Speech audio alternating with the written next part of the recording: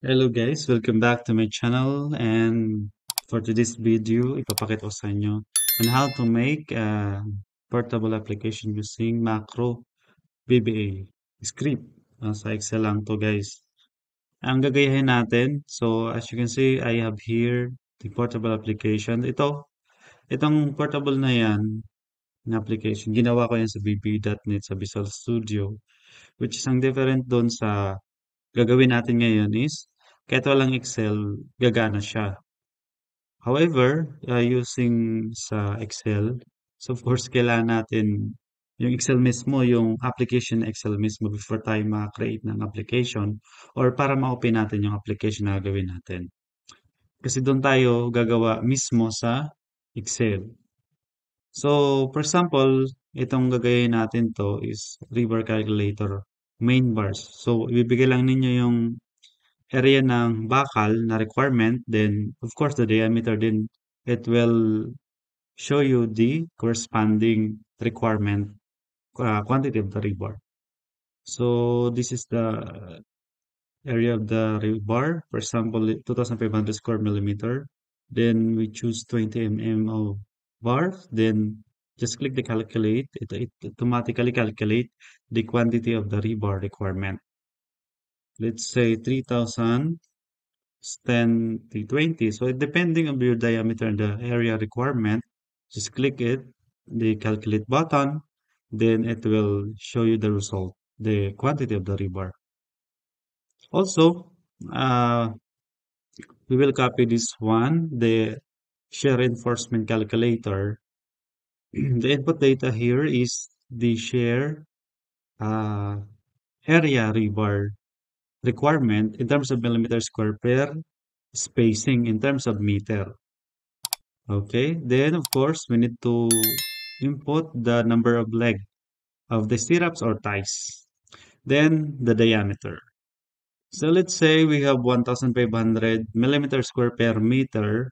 Then we have two legs stirrups. Then two-legged stirrups. Then of course the diameter.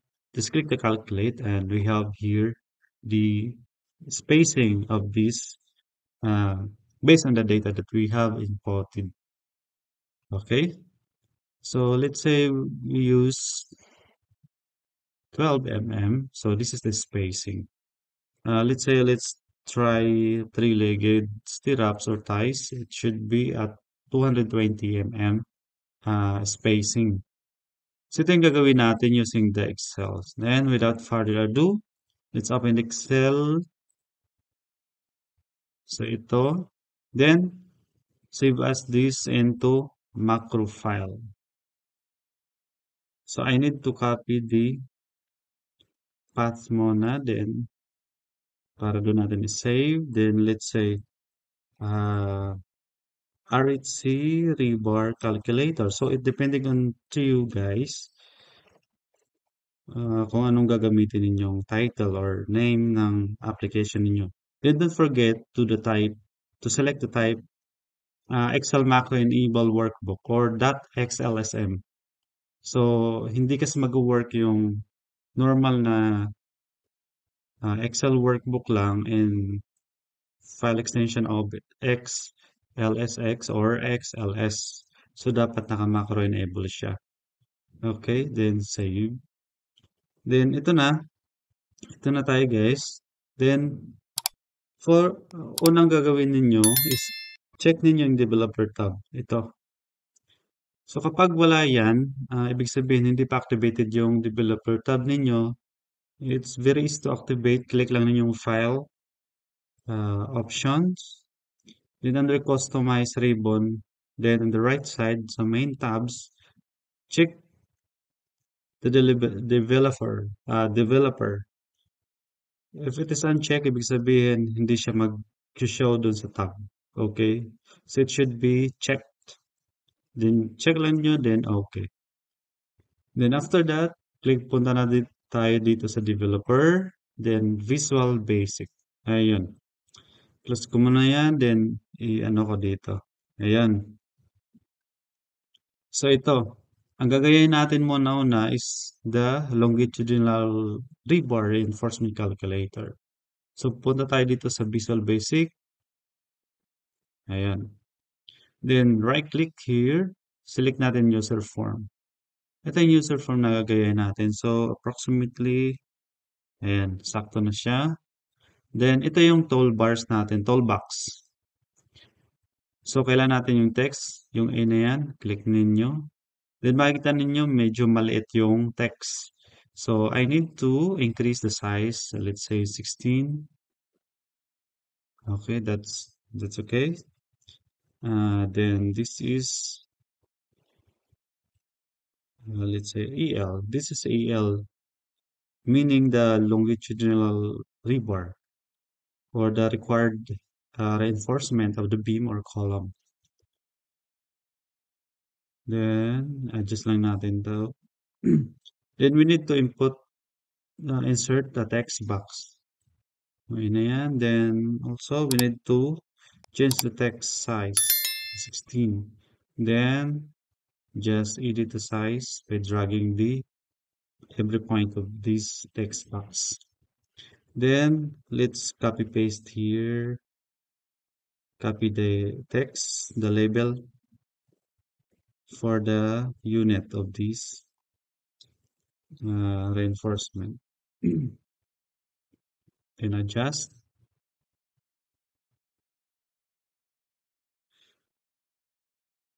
Okay.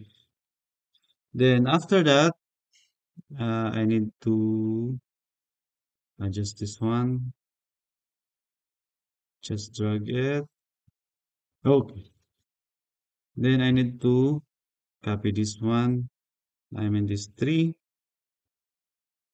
Okay. For the diameter, this is dia. Plus, then just drag this one. Ayan. Kasi na-hide yung equal or text, other text. Then, of course, this is mm. Then enter. This one is the text box. I want to change it to combo box. It's the combo box. Then, of course, the text and the font size, I need to change it to 16. Okay. So, actually, hindi pa rin ako, bihasa talaga sa BBA. So, ang gagawin natin ngayon, except alam lang natin is, gagamit tayo ng ChatGPT. So, itong kaganda sa ChatGPT kasi free lang siya, pwede natin magamit. For example, wala tayong knowledge about the programming or encoding the program. So, pwede tayo mabigyan ng advice ni ChatGPT. So, before that, kailangan ko muna mag-create pa ng text para sa result ito. Kasi text lang siya dapat eh. So, ito yung alignment. Center ko siya. Then, let's say, ito kasi pag i-open natin, ito yung default na value. So, i-insert ko na yung default value niya. Yung text, hanapin natin yung text kasi dapat hindi siya, may value siya eh. Ito, text. So, it should be 1350.50.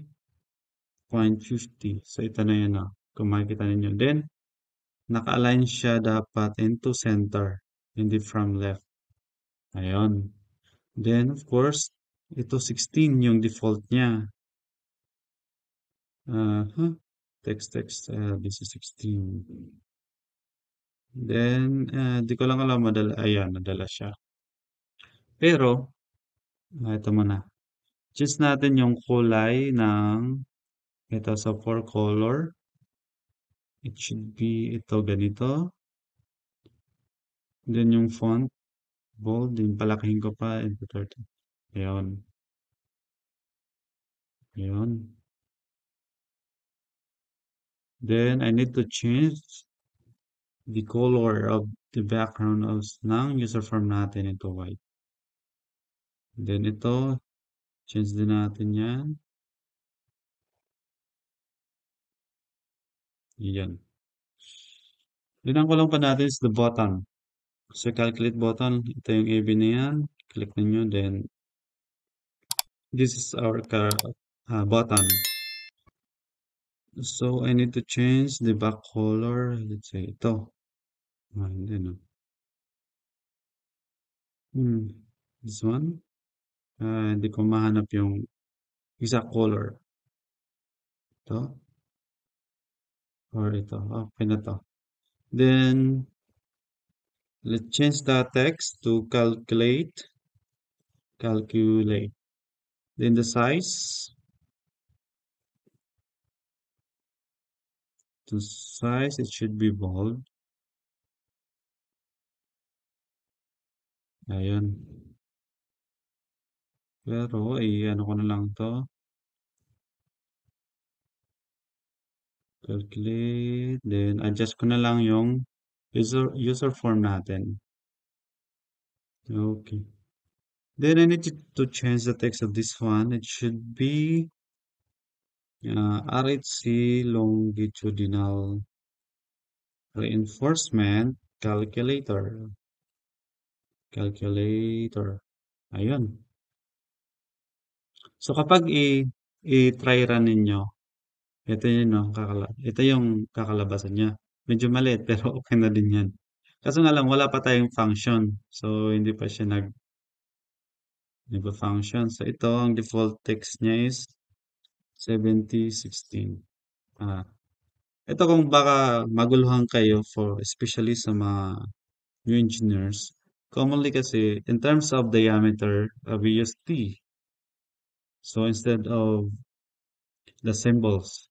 So, meaning that is the diameter. The number after the thin variable na yan is the diameter of the reinforcement. Okay. Now, we need to assign the corresponding, what do you call this? The corresponding name for every text box, combo box, and calculator button. Para during sa pag-assign natin ng program, ng formula, may basis na tayo.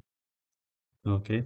So, for example, ito, pwede natin yan i-change kasi naka-text box 1 yung ano niya eh. So, main bars, pwede kayo yan sabihin ito pala, kailangan walang space sa name. Okay? Sabihin ko na lang area. Then ito, sabihin ko diameter. Ayan, so, capital letter siya. So, i-capital letter ko na lang din yung para may ano tayo. Ito naman, sabihin ko na lang result. Result, tas ito, calculate. Okay. Ayun, may mga name na tayo sa mga input data natin, text box, and the button. Ngayon, ito kasi wala pa yung ano, kapag i-run natin yan, wala pa yan, walang laman yung text box natin. So, nakalimutan ko yung pag-insert, pero may tutulong sa atin. Nagtutulong, ito. Ito yung si ChatGPT. Open niya, .com yan. Basta hanap na lang niya. So, ito yung ginagamit ko kapag may kailangan akong i-search. Okay, so kailangan ninyo mag-create ng account ninyo. Kung gusto ninyo, pwede kayong mag-upgrade into ChatGPT-4 kasi pwede kayong maggamit ng mga plugins, then pwede kayong mag-search through image lang, pwede ninyo i-attach. Okay? So, ang itatype ko dito, how to insert data in combo box, uh, Excel combo box. Ayan. Then, makikita ninyo, may ano siya. Ito. May process siya. Ito yung ano niya. Pwede siya, right-click daw yung combo box and select properties. In the properties window, find fill range. Then enter the range of the cell that contain the data. So, eto pwede yan. Ito sa fill range daw. Asa na yan? Fill range category.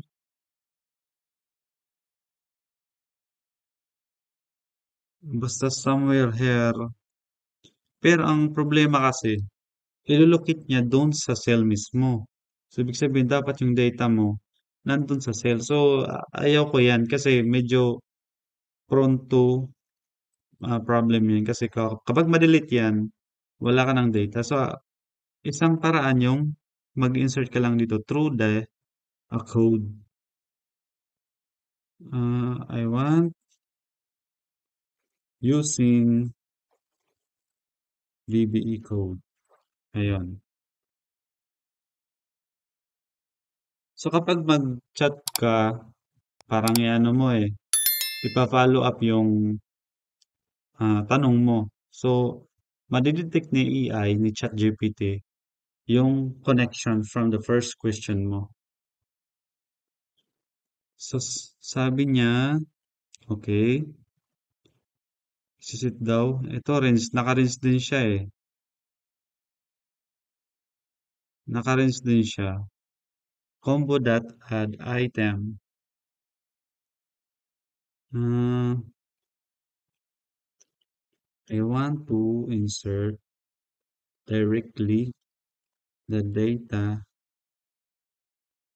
list in the combo box using uh, the VB script.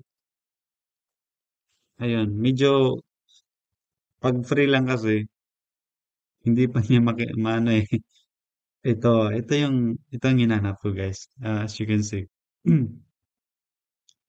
Ganito, ganitong nakaari ka.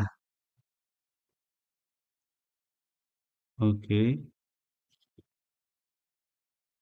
Sabi niya dito, so kailangan naka-ELOB siya, data items. Mayroon yung direct Pero sige lang, itatry natin to.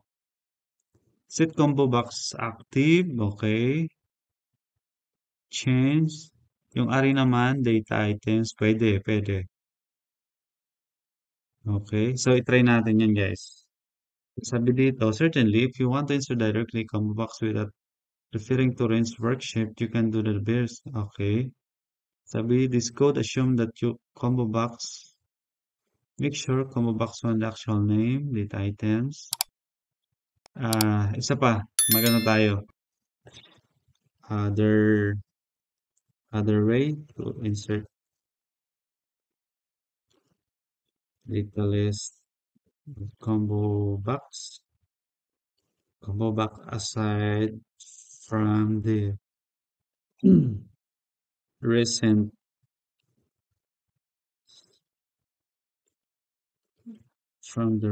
answer.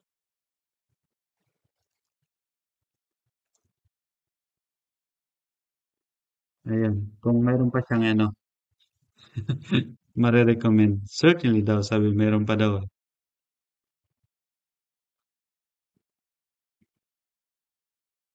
Ito din yan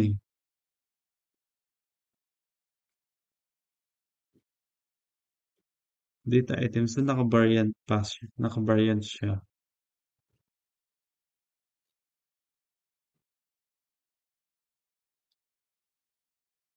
Anything? Maghanap pa tayo. Ay, meron pa. Same. So, i-try natin to. I-try natin to, dim.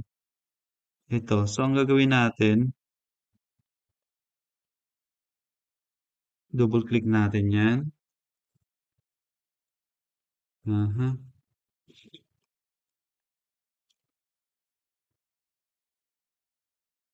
Saglit, double click. Sabi dito, subfill combo, list property, or hindi pa niya maano eh. Hanap tayo ng ano dito. Hindi pa ano ni ChatGPT kasi libre lang kasi. How to insert data kung bakit ito.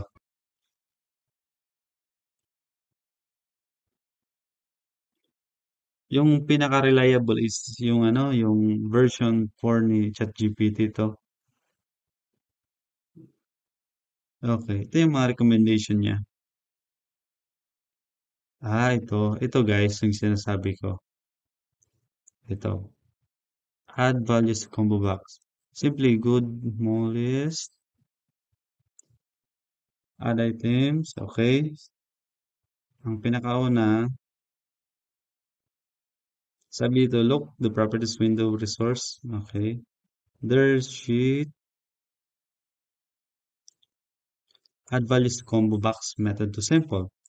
Good for small list. Required VBA code. First section about explains where to put this code. Ah, hanapin natin kung saan natin i-input yung code na yan.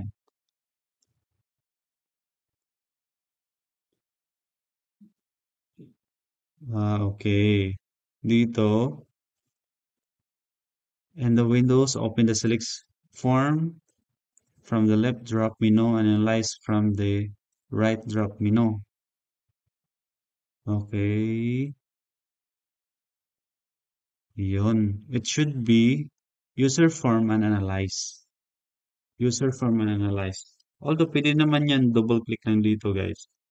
Double click diretso, then user form na siya, then sa click naman dapat naka ano, analyze.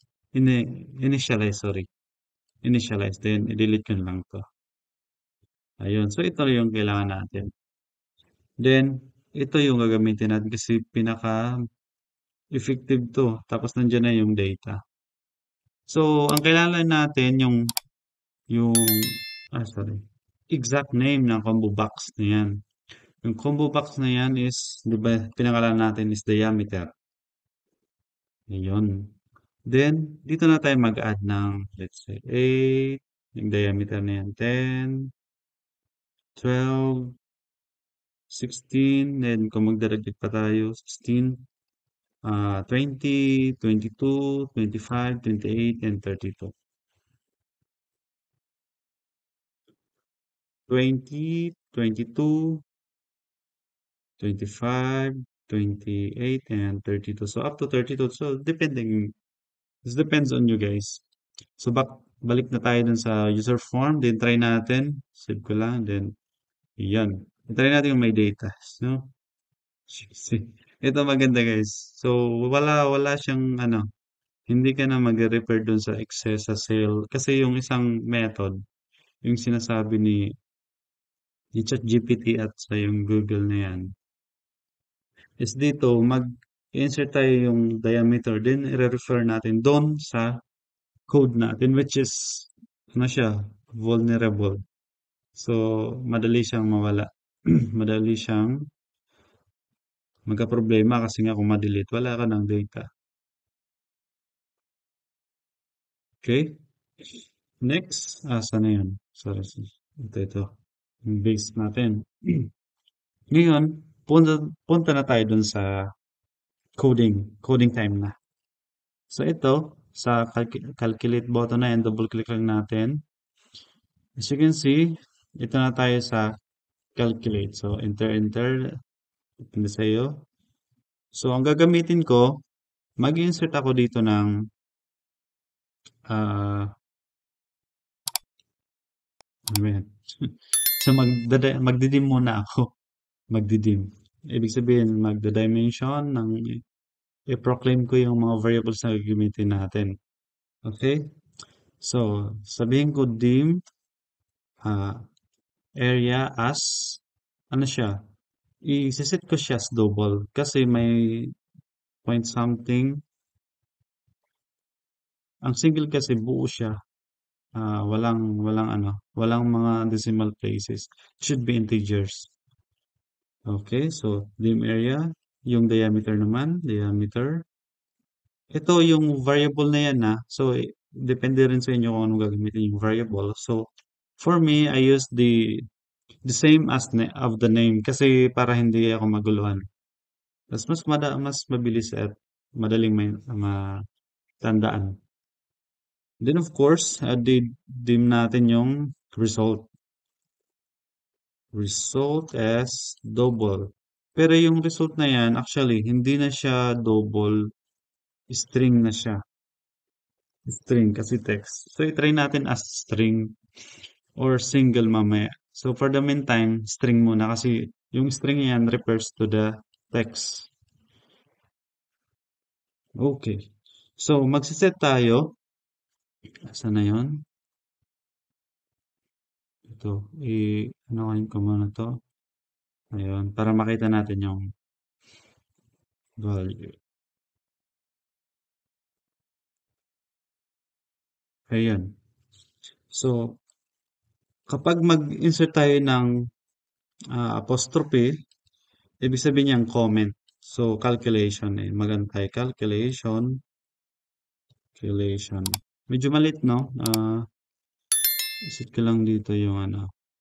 Palakahin natin. Sabi yung source, reference,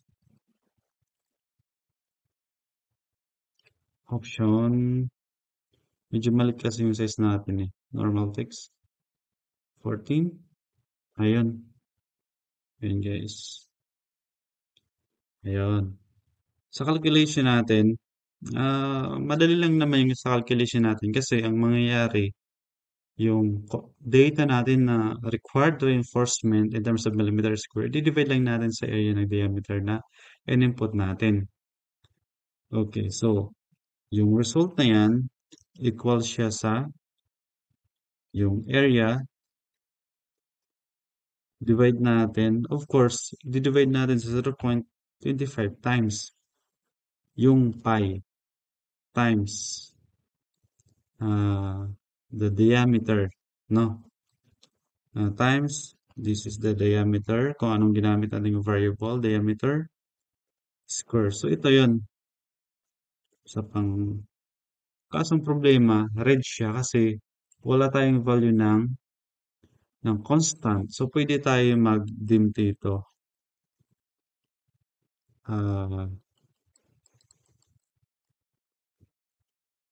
Dim pi as double. I-ano pa natin yung pi. Then, sabihin ko yung pi na yan, equal siya sa 3.1416. Okay. Result. Tama naman. Area. Ayun. 0.5 diameter. Ayan. So, area divided by 0.25 pi diameter. Ayun, yung pi r squared. Or yung pi d squared over 4.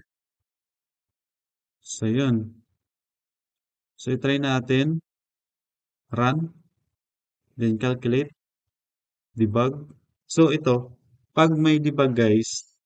Okay. Isa pa. Ito kasi, dapat kasi naka-reflect siya. Ma-reflect. So, yung result na yan, may value. May value siya. So, let's say, double natin yan. Double. Kasi nga, okay. Ano pa ba ang sabi niya? 3.14. Ito. Yung result. Okay.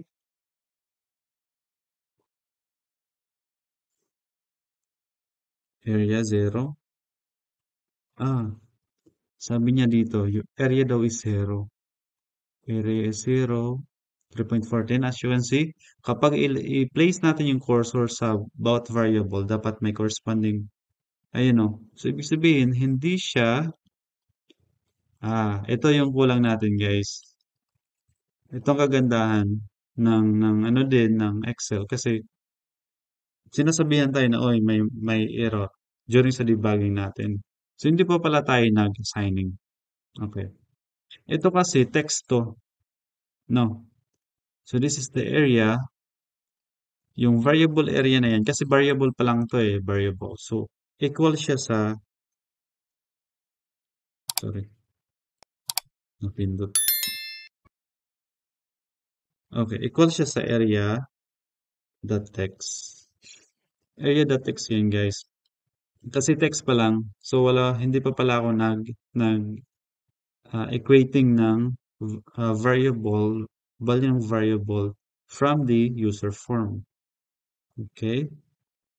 So, hindi pa to calculation. Ano to? Equate.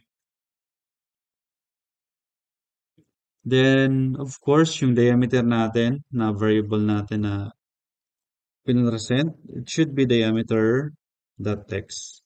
Yung diameter dot text na yan, galing yan dito. Okay? Excuse. Okay, so try natin i-run yan. Then, so sabi niya, compiler error, invalid. Invalid, ito. I-try natin. Isang invalid na ano yan, guys. Probably, the name. Bawal. May ano din eh, may rules din yan eh. So, i-try natin yan i-1.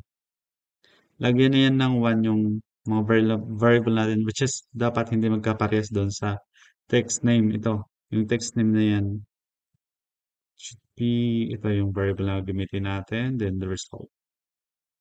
Okay, palitan natin yan. Nadagdagan lang natin. Then, run ulit. Calculate. Boom. Boom. Okay. So, wala na siyang debug. Wala na siyang warning, error. So, ito. Kailangan ko lang muna i-stop to. So, click lang ninyo to sa, guys. Ito. Click lang ninyo sa gilid, then run ninyo. So, magra-run yung application mo, pero hindi siya tutuloy hanggang sa matapos. So, kapag i-click natin yan, see, nag-yellow siya, pero kapag i-place natin yan, mayroon siyang value. Kasi nga, nakalculate niya, hindi lang na natapos up to the end sub. See? Yan o. Mayroon na siyang value guys. Oh. Ibig sabihin, mayroon na. So, ang gagawin na natin ngayon, i-reflect na natin yung, saan na yung, ano, uh, uh, uh,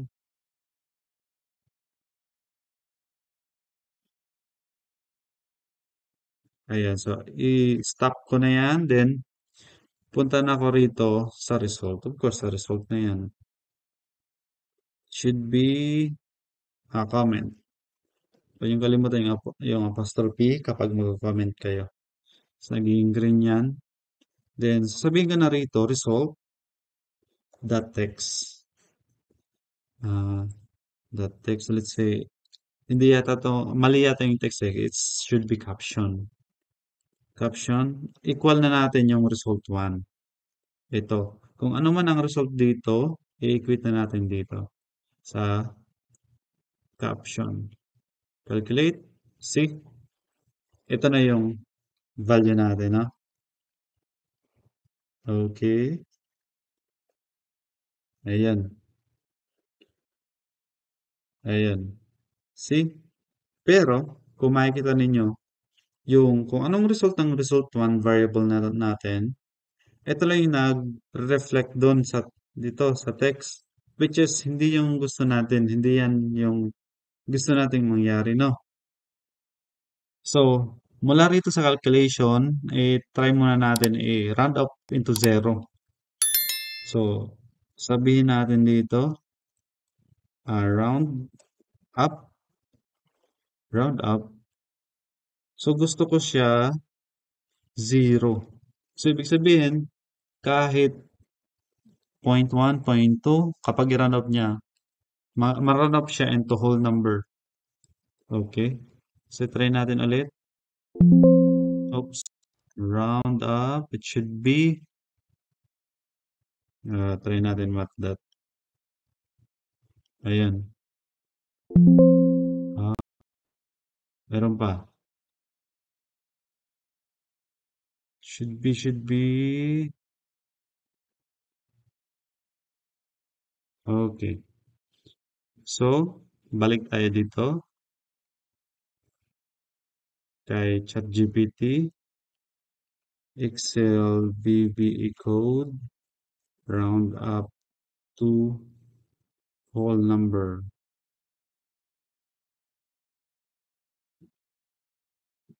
Kasi nag-iiba-iba eh. Sa Bibinit, iba rin yung ano, nagmamat ceiling, ganyan, mat floor, round up. Sa Berito, kaya ito, pwede natin to gamitin, ito, work function dot round up pala.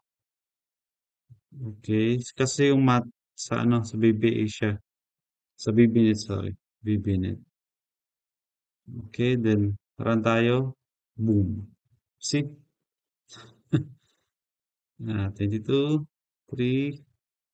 Pero, hindi pa ito yung gusto natin. Kailan natin i-incorporate yung size ng diameter na pinili natin, no? So, ibig sabihin, mula rito sa result, magaan tayo. Anong and?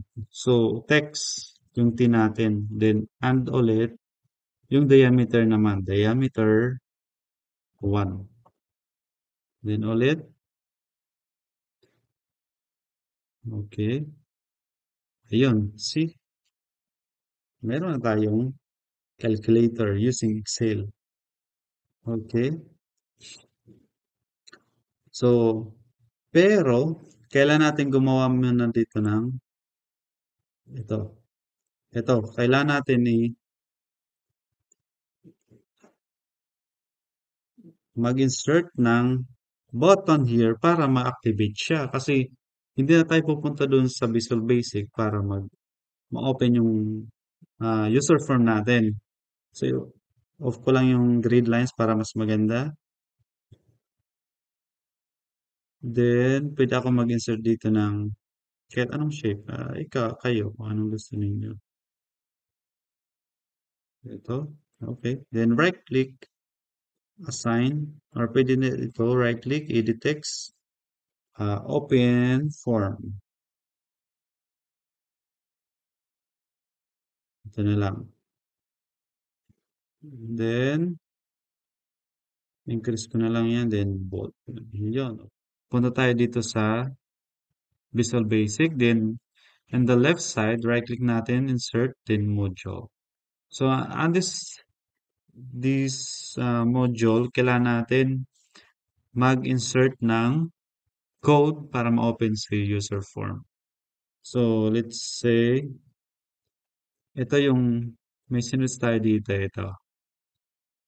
Sub user form.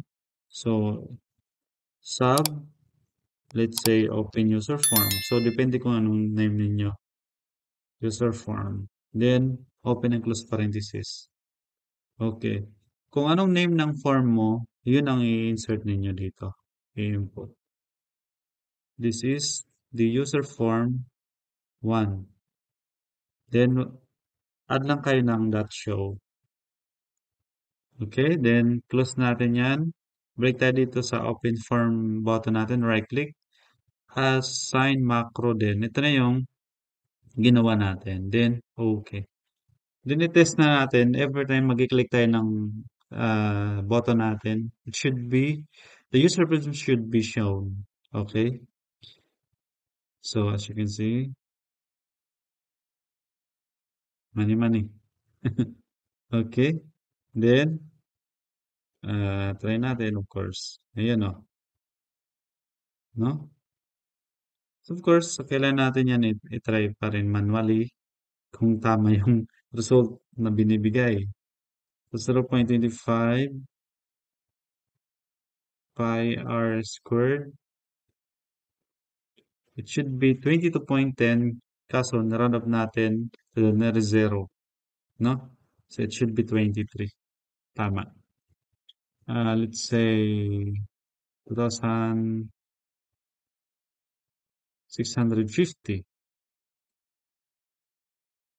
2,650. Should be 24. Tama. Kasi naka-round up siya. Yan. So, ibig sabihin, working yung tools natin. Okay? And pwede din yan ninyo ano, maglagay kayo ng text,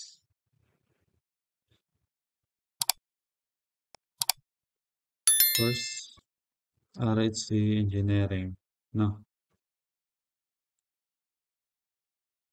Depende na sa inyo kung anong ilalagay ninyo. Okay?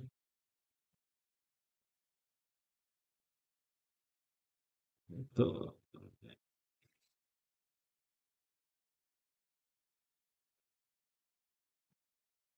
ayan guys.